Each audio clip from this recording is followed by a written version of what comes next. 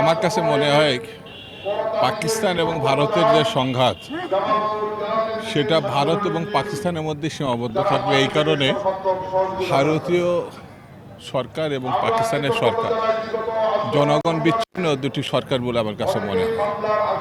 ভারতেও বিজেপি সরকার খুব ভালো অবস্থানে, সামনে ইলেকশন। আর পাকিস্তান ও ইমরান খান বর্তমান সরকারের কাঁধে নিঃশ্বাস ফেলছে। এটি পরিকল্পিত যুদ্ধ কিনা আমি জানি না। এই যুদ্ধ খুব বেশি দূর যাবে এটা আমার কাছে মনে হয় না। সেই কারণে এই যুদ্ধ নিয়ে অত উদ্বিগ্ন হওয়ার কিছু আছে এই মুহূর্তে না। বরঞ্চ যারা এই যুদ্ধ নিয়ে বেশি মাতামাতি করছে তারা বাংলাদেশের নির্বাচনকে অন্য দিকে নিয়ে যেতে চায়।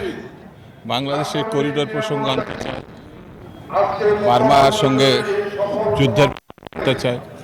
আসলে নির্বাচিত সরকার যদি আমরা প্রতিষ্ঠা করতে না পারি তাহলে আগামী দিনে এই ধরনের সংকট আরও তীব্র হবে। বাংলাদেশ কোন দিকে যাবে, কি হবে, এটা কেউ বলতে পারবে না। সেই জন্য যুদ্ধ থেকে বেশি মনোযোগ দেওয়া দরকার। নির্বাচিত একটি সরকার কীভাবে আমরা আনতে পারি। বাংলাদেশকে তারা তো অনেক আগে থেকে অস্থিতিশীল করতে চাচ্ছে।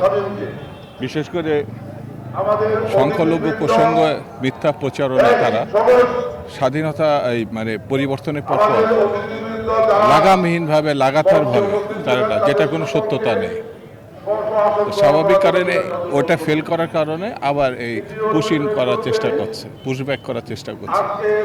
পুশব্যাকের বাংলাদেশে যে নির্বাচিত সরকার থাকতো তাহলে জনগণই এটা প্রতিহত করছে। এই সরকারের সঙ্গে এখন জনগণও বিরক্ত, যে সাপোর্টটা ছিল তারাও এখন হতাশ। সেই কারণে এই সাহসটা পার্শ্ববর্তী দেশ পাচ্ছে।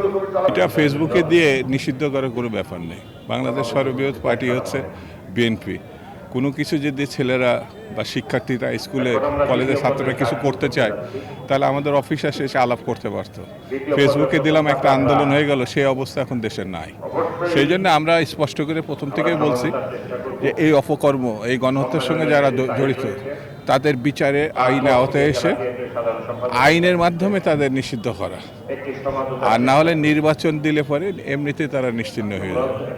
সেহেতু এইসব নাটক করা, একবার যমুনা ঘেরাও, একবার ফোয়ারার কাছে যাওয়া, আবার শাহবাগে গিয়ে মানুষের বিরক্ত করা, এগুলো বোধহয় যৌক্তিক না।